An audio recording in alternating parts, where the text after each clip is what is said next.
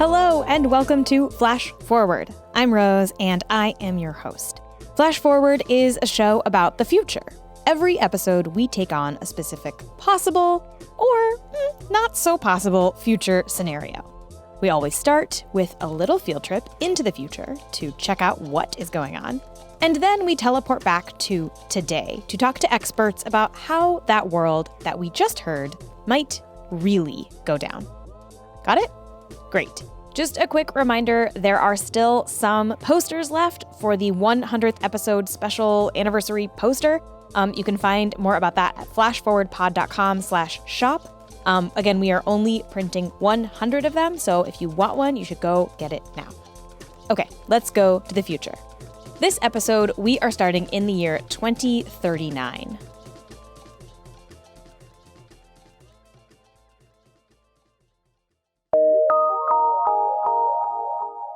Tensions were high at the unveiling of the world's first working fusion reactor today. The 2-decade-long project has drawn both excitement and criticism from all over the world. Moses Blackman has the story. The bitter cold didn't deter thousands of excited onlookers today at the official ribbon-cutting ceremony for the Lijiangji Accelerator, the much-heralded fusion power plant in Hefei, China. For centuries, the idea of unlimited power has been the realm of science fiction. But today, thanks to the hard work of thousands of scientists, engineers, lawmakers, and public advocates, we're making that fiction a reality. Dr. Amelia Brand, the executive director of the project, assured the crowd that despite some rocky history, the plant was now completely on track. I think some people have written the project off as a money pit. And I'm not going to pretend that the project was always on the right track, but we've really homed in over the last 10 years, righted the ship, and done what so many people told us was impossible. If the power plant works as advertised, it could provide energy to all of Hong Kong, replacing the megacity's other forms of power like coal and even solar or wind. And if all goes according to plan, in just a few years, the power will be virtually free. We estimate that the plant will offset its cost in 4 years. After that, the cost to operate the plant isn't zero, but it's certainly far more efficient than anything we've ever seen before. But not everybody was there to celebrate. Protesters came from all over to speak out against the plant. These researchers have no idea what they're about to unleash. Lawrence O'Donnell drove for 5 hours to protest the new power plant. Fusion sounds like a good idea, but trust me, this won't go the way you think it will. Is there something specific you're worried about? The ripple effects of unlimited power aren't good. Just because they can, doesn't mean they should. The engineers at Lijiangji say that the plant is completely safe. Everything we're doing here is 100% tested and incredibly safe. If something breaks in the plant, the only danger is that it won't work, and it'll cost us more money. Experts agree that the plant is far safer than the traditional nuclear fission power plants. But whether the Lijiangji Accelerator can deliver on its promises of virtually free, unlimited energy remains to be seen. For KHGG, I'm Moses Blackman. Okay, today we are talking about fusion energy. This is something that, depending on who you ask, is either definitely the solution to our energy woes, or a complete waste of money and red herring. It's also one of those technologies that has been 5 years away for about, 80 years?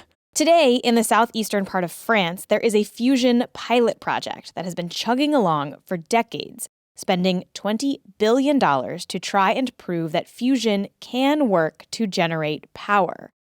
But not everybody is convinced that they will succeed, or that fusion is even worth that kind of investment. But before we get into any of that, let's talk about what fusion actually is. Fusion is the art of getting power out of atoms by smashing them together. This is Charles Seif. He's a professor of journalism at NYU. And just in the interest of full disclosure, Charles was once my professor at NYU. But he's also the author of a book called Sun in a Bottle, The Strange History of Fusion and the Science of Wistful Thinking. Now, there are 2 ways of getting energy out of atoms. You can take large ones and break them apart, and that yields energy, and often a lot of waste. And you can take really small ones, like hydrogen, and smash them together. That also yields energy and a lot less waste. So the nuclear energy that we have today is the first kind, where you take large atoms and you break them apart in a process called fission.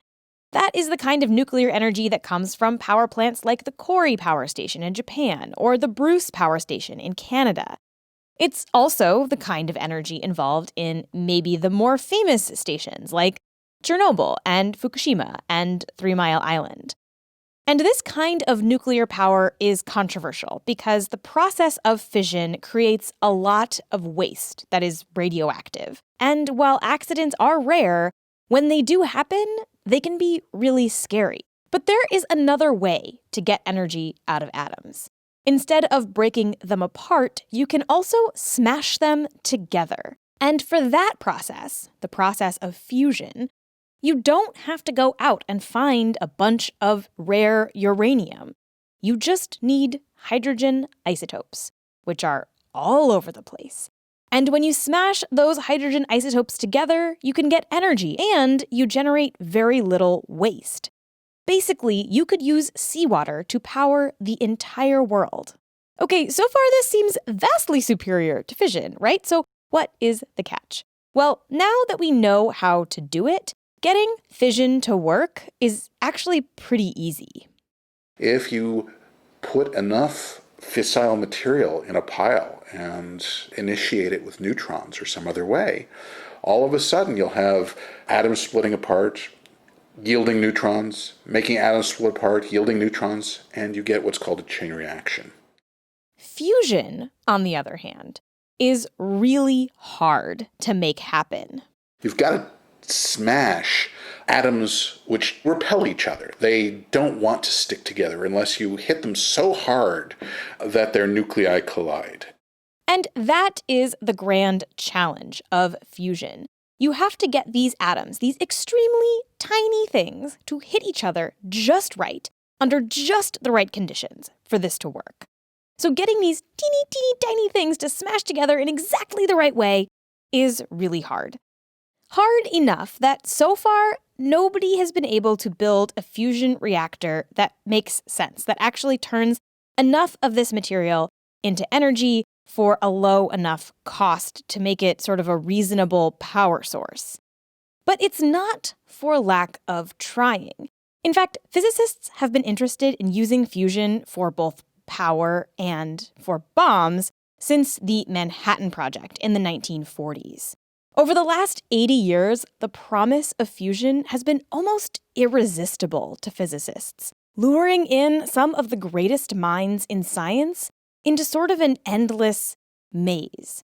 Fusion is so alluring, it almost seems like some kind of weird Schrodinger's catnip.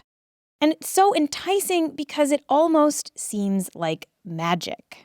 There's a law of physics that says you can't create energy out of nothing. That anytime you are generating energy, you're getting it out of some other source. You can't have a perpetual motion machine. Fusion is as close as we can get technologically to kind of breaking that rule. Locked in every atom, locked in the most common element in the entire universe, is this boundless amount of energy that if we just do it right, we can harness.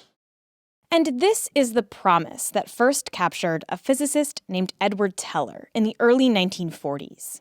He emigrated to the United States from Hungary, and one of his manias was anti-communism. And this was because when he was a kid, there was a communist revolution in Hungary, and the communists took over his house. And he personally saw what could happen when a dictatorial power comes to be. And for much of his life, for the rest of his life, he was dedicated to fighting the spread of communism. Edward Teller was a very intense guy about a lot of things. Apparently, Enrico Fermi, another famous physicist, once told Teller, quote, "In my acquaintance, you are the only monomaniac with several manias." And in the context of the Manhattan Project, Teller's obsession with stopping the spread of communism was an asset. Edward Teller was an important part of the Manhattan Project to build the atom bomb. The problem was that he never wanted to stop. He wanted to build weapons of immensely more power, the hydrogen bomb. The hydrogen bomb is a bomb that uses a fission reaction to drive a fusion reaction. Basically, they harness the power of an atomic bomb to force atoms to collide and create a fusion-driven explosion. And Teller actually wanted Oppenheimer and the rest of the Manhattan Project to focus on this bomb instead of the atomic bomb they wound up developing. They refused, and Teller actually never forgave Oppenheimer. In fact, later on, after the war, Teller would be instrumental in basically ruining Oppenheimer's life in revenge, which is a story you can read about in Charles's book. Even though the Manhattan Project decided to focus on the atom bomb, Teller kept his hydrogen bomb ideas going. And after the US dropped atom bombs on Hiroshima and Nagasaki, while the rest of the world tried to move on and move towards peace, Teller refused to stop working on weapons. Between 1945 and 1952, he wound up dedicating his life to building weapons that were more powerful than the atomic bomb. These hydrogen bombs that he worked on were honestly very terrifying. The largest hydrogen bomb that the US ever detonated was called Castle Bravo. The device itself weighed 23,000 pounds, and it was 1,000 times more powerful than the atomic bombs dropped on Japan. And hydrogen bombs can get even bigger. In theory, there's really no limit to how big these bombs can get. The Soviets have the record. They set off a 50 to 100 megaton bomb called the Tsar Bomba. It was just absolutely enormous. To give you a sense of scale, Hiroshima is about 12 to 15 kilotons. So it's taking Hiroshima, multiplying by 1,000, and then multiplying by 5 again, and that's the Tsar Bomba. And you can get bigger than that if you want. And Teller wanted to get bigger than that. He was completely obsessed with these weapons. Teller did not believe that any peace treaties could be made with the Russians. Remember, one of his many manias was anti-communism. So when the US signed deals with the Soviet Union limiting their development of things like the hydrogen bomb, Teller was furious. In his mind, to stop working on developing this technology was to admit defeat. The communists would come for us anyway. So he developed a workaround and started pretending that he wanted to use nuclear fusion for good, for things like power. Teller called it Project Plowshare, named after a Bible verse in Isaiah that says, quote, "They will beat their swords into plowshares." The idea here being that they would take this weapon of war and turn it into something good in the world. Here is Teller talking about Project Plowshare in 1965 at Ohio State University. Dr. Teller, we've been discussing the peaceful uses of nuclear energy. Are there peaceful uses of nuclear explosions? Indeed, there are such uses. We can move with nuclear explosions great amounts of earth very cheaply. The idea was that you could use hydrogen bombs to carve out harbors.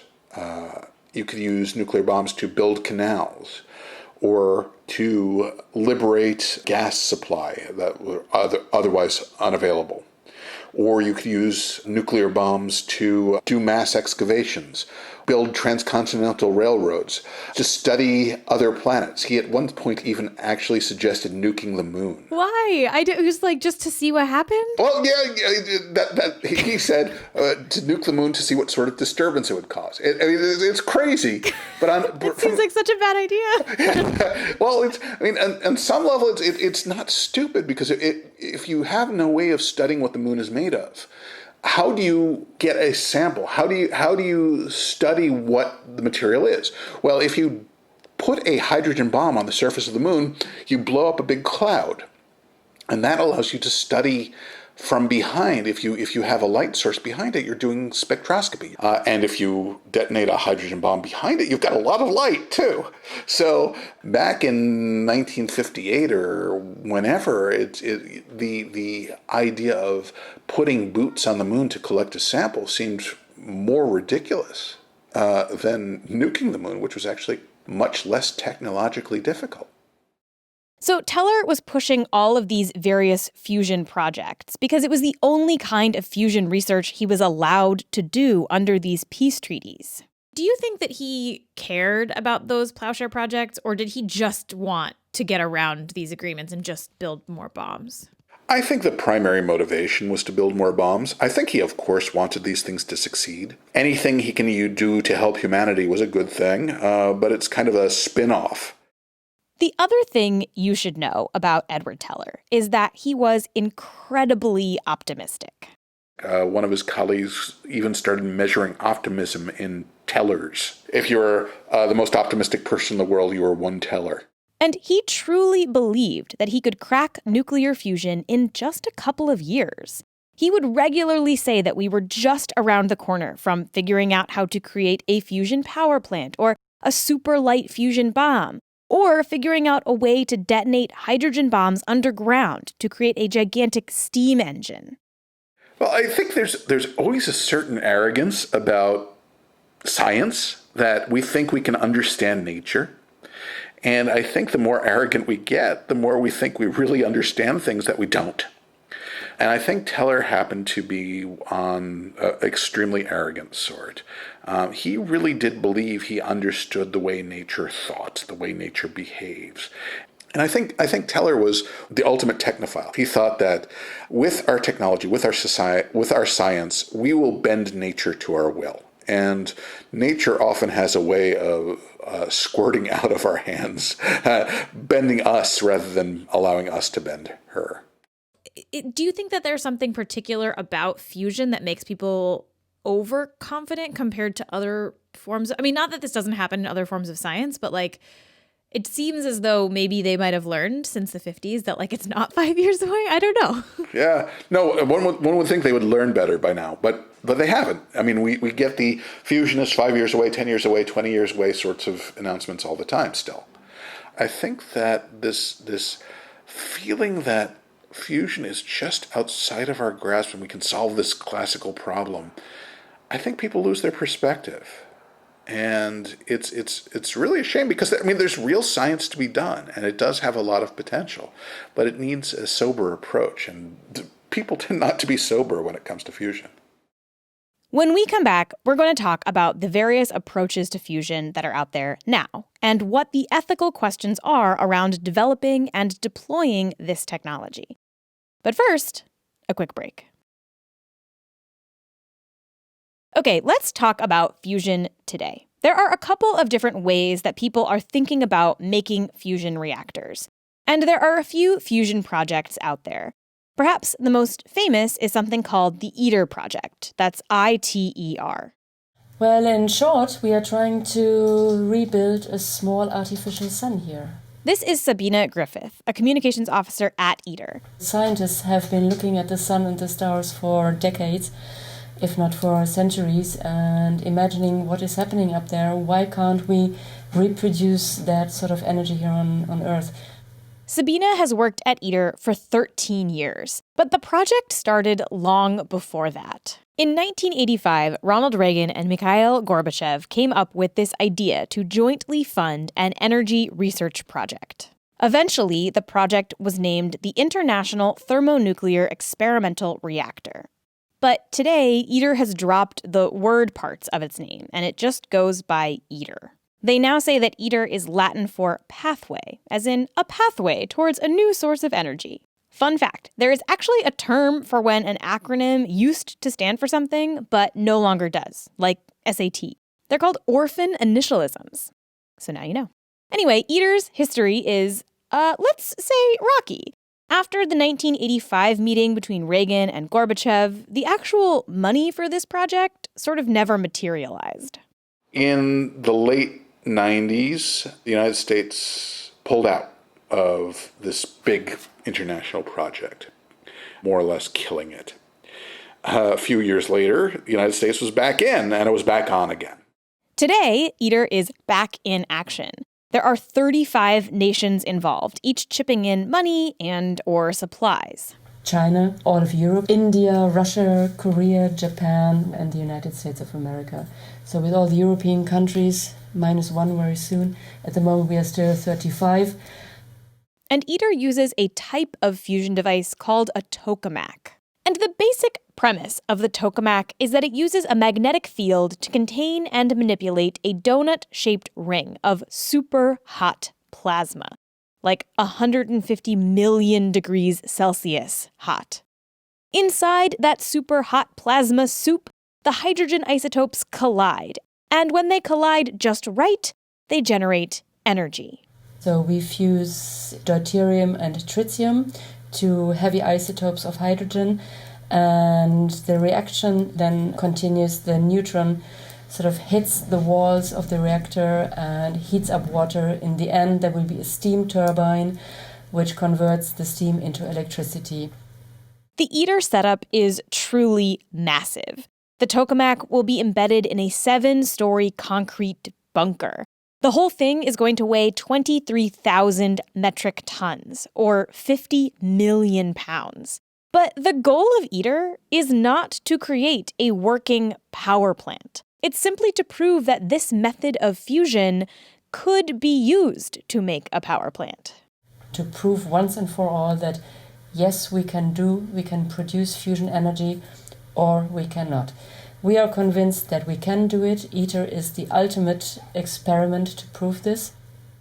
Right now, the actual reactor is still being assembled. Pretty soon, this small town in southeastern France is going to be flooded with shipment after shipment of super specialized parts.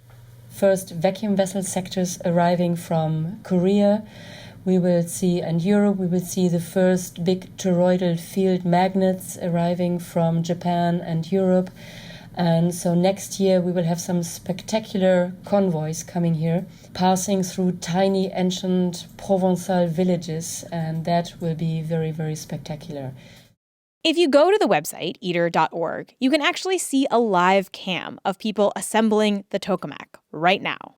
So the total construction is at the moment, I think we are at 75% with total construction. In 2003, the estimated budget for ITER was about $5 billion. Today, the estimated all-in budget is about $20 billion. And the exact date on which they plan to turn the machine on has been pushed back a few times.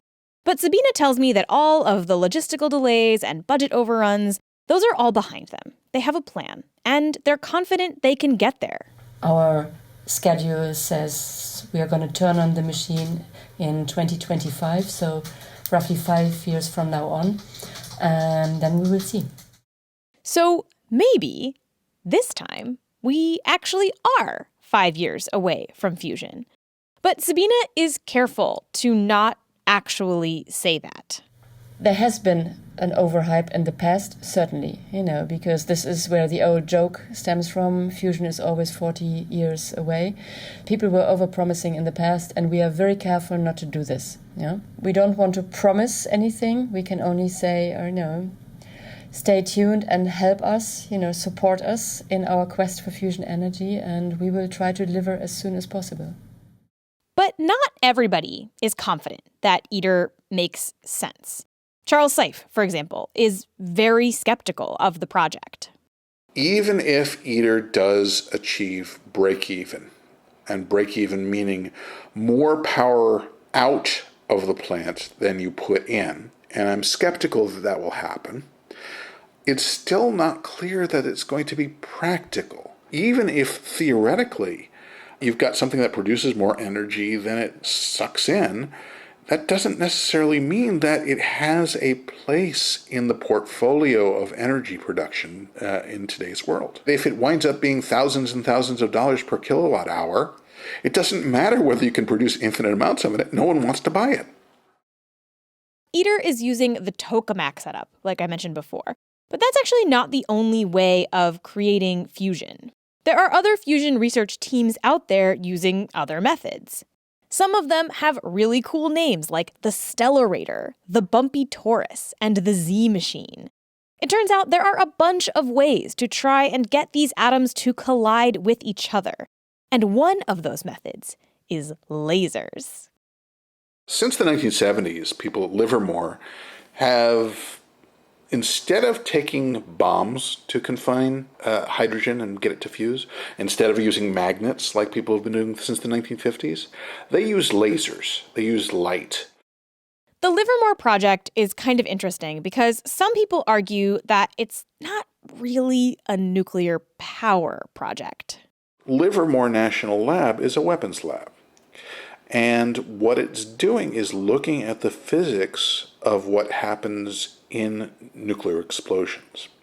And this is actually probably one of the reasons why ITER is using the tokamak rather than lasers or some of the other methods out there. Because it's a lot harder to turn a tokamak system into a weapon than it is to turn a laser-based fusion system into a weapon. And this kind of gets us to some of the ethical questions around nuclear fusion power sources.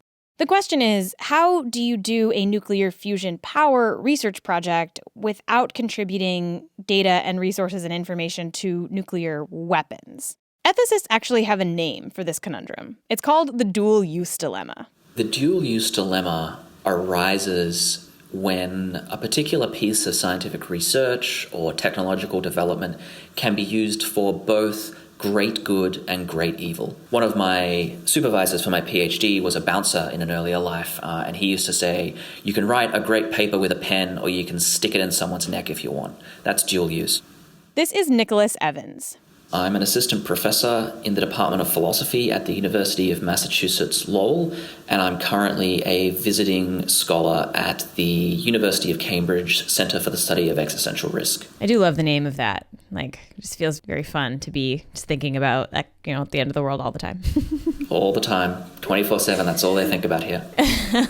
Are people there, really weird because they think about the end of the world all the time? It's the weirdest place I've ever been to, Personally, I feel like I am constantly conducting my very own study of existential risk and existential crises all the time. But anyway, for Nicholas, fusion has actually been a long-running interest. I had always wanted to be an astronaut, but between a connective tissue disorder, color blindness, and terribly flat feet, there was absolutely no way anyone was letting me go into space. So I decided that I would settle for the next best thing, which was thinking about power. And I very quickly became enamored with the idea that with just enough tinkering, you could basically use seawater to power the entire world forever and ever. Today, he does not work on fusion, but he does work on the ethical questions regarding some of these technologies. Questions like dual use. Now, fusion has slightly different ethical considerations than fission, the nuclear power plants we have today. For one thing, nuclear fusion power isn't going to melt down. There's no Chernobyl for fusion. The trouble with magnetic fusion is that if you don't push hard enough on the atoms, the machine turns off. And if you do push too hard on the atoms, the machine also turns off. So it's actually pretty safe as far as technologies go. Of course, this is also what makes fusion hard to turn into a power source. It's pretty easy to knock the system out of balance and have the whole $20 billion machine just stop working. Nuclear fusion also doesn't have the same kinds of waste considerations that fission does. There are waste products from fusion, but they have pretty short half-lives, about 100 years or less. So they're safe within 2 generations, rather than hundreds like we have with fission waste. There are plastics that we produce for regular consumer items that will last longer than the radioactive products of nuclear fusion. So the big ethical questions around fusion really are weapons and resources. We've talked a little bit about weapons already, right? That these devices started with bombs, and you can't really separate fusion from the potential for weapons of mass destruction. But you can try and build fusion reactors that are as far away from bombs as possible. The other ethical question here is whether or not fusion is worth all of these billions of dollars. In an era defined by limited resources, is this really the best way to spend our money? Charles thinks it's not. I think right now it's a disproportionate waste of money. I think that in terms of near-term energy solutions, fusion is not the way to go. I think as problematic as fission reactions are, and as big as the waste problem is, if we spent as much money on kind of improving the design of nuclear power plants and figuring out how to store the waste and building nuclear power plants, I think we'd be a lot further along to solving the energy problem than we are today. Nicholas has a different opinion about this resources question. He told me that he thinks the argument that fusion is way too expensive is actually overblown. So the Manhattan Project, to go back to that pesky subject of nuclear weapons, the Manhattan Project cost $2 billion in 1930s, early 1940s money, which comes out to about 23-ish billion US dollars in 2019 money. So I fact-checked this calculation, and I think that it's actually more like $36 billion in today's money. But that actually makes Nicholas's point even stronger. Right, which sounds like an enormous amount of money, but it's also not really when you consider how much things like the Joint Strike Fighter costs. The total budget for ITER is $20 billion. So it's actually less than the original Manhattan Project was. If ITER actually works, if it actually shows that you can get fusion power and you can get that power in a way that is scalable and economical, then maybe it's worth it. Especially if the end product is potentially very large-scale base rate power supply to the entire world for very little money. Okay, and then what? What happens if we do have cheap, safe, easily produced power? Is that actually a good thing? We might have to ask what it means to have unlimited energy. Will people just keep their lights on all the time, right? And will we just end up using massive amounts of tungsten or hydrofluorocarbons in order to run all these lights? Will we keep server farms on even more and even longer because they're cheaper and collect even more data and create more heat that has been expelled into the atmosphere via these server farms, such that even the carbon emissions that we save from coal might be offset in part or in whole by the carbon emissions that it costs to create all of these new electronics that we're suddenly going to run with our unlimited free power. And when we come back, we are going to talk a little bit about the political and social impacts that workable nuclear fusion could have. How does a shift away from oil change geopolitics? How does it impact the Middle East? All that and more after this quick break. So let's just say that nuclear fusion works. We can generate power from one of the most common elements on Earth. We can unchain ourselves from fossil fuels for good. What does that actually do? Sometimes fusion proponents will excitedly call fusion unlimited power. But Sabina was really specific to say that that is not a good way to think about it. Well, sometimes you read that fusion could deliver unlimited energy, and I'm not d'accord, so I do not approve this, because there cannot be unlimited energy. I mean, we all, as human beings, we have to be aware that energy is always limited, right? So we will have to reduce, at least be aware of what we do. If we do not reduce, then at least we should not increase our consumption. There is no such thing as limitless energy. No way. What fusion does offer is an alternative to fossil fuels. And that's huge, right? It's sort of hard to overstate how much of a threat climate change is to people all over the world. And the main driver of climate change is emissions from fossil fuels. If we could divest from that entire system, it would be a total game changer. It would also impact global politics. So the competition for oil begins in earnest really after World War II. This is Michael Wahid Hanna, a senior fellow at the Century Foundation and an expert on U.S. foreign policy in the Middle East. So let's just do a little bit of history here before we talk about how fusion might impact oil markets. So after World War II, the United States really kind of pushes the British effectively out of the region as oil becomes the kind of central world commodity that powers the global economy. In the 1970s, there was an oil crisis in which the price of oil jumped 400%. And the world economy changes radically at that point. And so does the power dynamics of the region. Pretty quickly, power started to concentrate in the places with oil. And we see the beginnings of this shift away from the traditional republics, most of which are not oil-rich, like Egypt. Most of that oil wealth is concentrated in the Gulf, in the Arab monarchies of the Gulf. So Saudi Arabia, Kuwait, the United Arab Emirates, Qatar. In 1980, President Jimmy Carter unveiled what's called the Carter Doctrine, which basically said that the U.S. would use force in the Middle East to defend its interests. And that kind of leads us to today. Since then, U.S. policy in the Middle East has largely been based around keeping the region safe, I'm using air quotes there, so that the oil supply chain is not interrupted. Even countries that don't get their oil directly from the Gulf are impacted by changes in the oil market. Oil is a global commodity. In some ways, it doesn't really matter where it's coming from. Any interruption, major interruption in oil supply affects the global market for oil and affects the global economy. So you have these oil-rich nations in the Middle East, many of which are dictatorships. You have the U.S. and other countries exerting military force in the region to protect their oil interests. And you have a global economy which is deeply affected by oil prices. If you throw fusion into that environment, it could really destabilize all three of those things.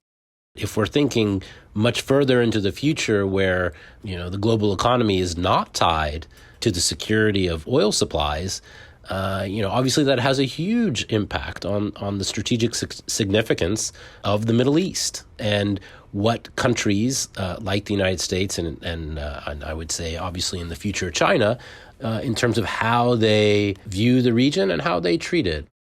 Many countries in the Middle East have no economic backup plan after oil. That kind of shift would have a dramatic impact on governance in the region, the sustainability of the economic models of the region. I mean, even now at this level of oil production, economies like the Saudi economy are not particularly sustainable. And so a major shift globally away from oil would have really profound impacts, quite negative, on the current, Gulf economic models, which are so reliant on oil and have really failed to diversify to other sources of income and support. Now, some might argue that in the long run, this could be a good thing for the region. One could paint an optimistic picture that a shift away from that kind of concentration on natural resources would have positive impacts on governance. But much like fusion, it's easy to say that, but a lot harder to do it. To take a kind of more short-term perspective, it's hard to imagine that any kind of major shift like that wouldn't create its own kinds of conflict in terms of destabilizing these societies that would have a massive change in terms of their expectations of wealth generation and that kind of total reordering of their economies. The point here is that literal power is very much tied up with more figurative power. Whoever controls the flow of energy also in some parts controls the flow of the economy. If China, for example, goes all in on fusion and figures it out, that could totally change how we talk about world dominance and power. Now, all of these impacts, they will not happen quickly. So I think in the first generation, 5 to 20 years, it doesn't look a lot different from the world we have now. And that's because fusion starts out really big and really ugly and really hard to do. And there's only a few power reactors around the world. That's Nicholas Evans again. Before fusion can totally change the world, you have to change the world to give fusion a way in. You'll have to restructure power grids and change the way energy is moved from one place to another. You have to figure out how to make these reactors smaller and cheaper. And you have to build them, which takes a long time. But if you get past all of that stuff, you could completely change the world. And when you're done changing things on our world, you could then start changing things off our world. The original inspiration for fusion power by Arthur C. Clarke was to use it for propulsion in spacecraft. That kind of energy output would enable us to create thrusts in space without the use of solid or liquid fuels, which all of a sudden makes space flight much, much cheaper because the kinds of resources you need to mobilize to get the spaceship to move around all of a sudden drop really, really fast. And maybe all of this is worth $20, $100, $200 billion. Once we've decided that this is actually something, especially with the impending energy crisis and with climate change and with all these other reasons that you might want to go after nuclear fusion, I think it's then incumbent on scientists and the public to lobby their governments to go all in on fusion power. I don't want to make this sound like it's fusion power boosterism or something like that, or that I'm part of big fusion. But at the end of the day, I mean, we invest money because people care about the outcomes. And we invest money even if it seems like a ludicrous idea. Putting people on the moon, right, seems like a ludicrous idea in the 1950s and 60s. And yet, we did it. The question really is fusion like the moon landing? Or is it more like Project Mahole, an attempt to drill deep into the Earth to try and get to the mantle, which failed pretty miserably? Charles is the fusion skeptic here, but even he thinks that we should keep tinkering with this. I don't think we should give up on some level. I mean, I think that plasma physics is interesting. I think that we do have to kind of figure this out at some point. I think in the year 2500, if humanity's still alive, you're probably going to see fusion power. If humanity is still alive. That's a cheery way to end an episode, right? We might not make it to 2500, but if we do, we will probably have fusion. Yay!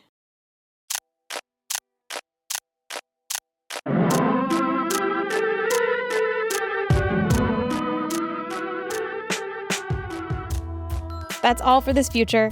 Flash Forward is produced by me, Rose Eveleth. The intro music is by Asura, and the outro music is by Hussalonia. The episode art is by Matt Lubchansky, who also drew the amazing 100-episode poster that you can get in the store. Again, we are only printing 100, so get them while you still can. flashforwardpod.com/shop. Also, the link will be in the show notes. The NPR host was played by Brett Humphreys, who is a patron. NPR reporter Moses Blackman was played by Eden Rohatensky. Dr. Amelia Brand was played by Soleil Ho, and Lawrence O'Donnell was played by Tamara Krinsky. Flash Forward is mainly supported by patrons. If you like this show and you want it to keep going, the very best way to make that happen is by becoming a patron.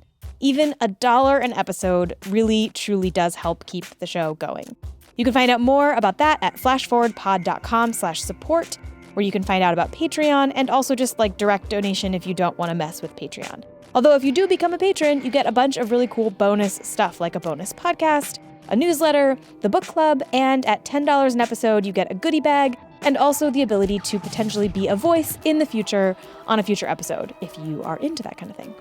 If financial giving is not in the cards for you, the other great way to support the show is just by telling other people about it. And one way you can do that is by heading to Apple Podcasts and leaving the show a nice review. I do read all the reviews, even though everybody tells me not to do that. But that does mean that I get to see the cool, nice reviews, which means that I see you in Cart9459, who wrote a very nice review that says, quote, "As both a writer and a scientist, I loved this podcast so many. I love the intros. They're all so original and illustrate what the future could be so well. And then the science comes out and answers all your questions about the possibility of every future you can imagine. It's so great. I've been recommending it to all my friends. Definitely give it a listen. You will love it too. Also, hi, Rose. Hello, Inkheart9459. Seriously, though, thank you to everybody who says nice things about the show.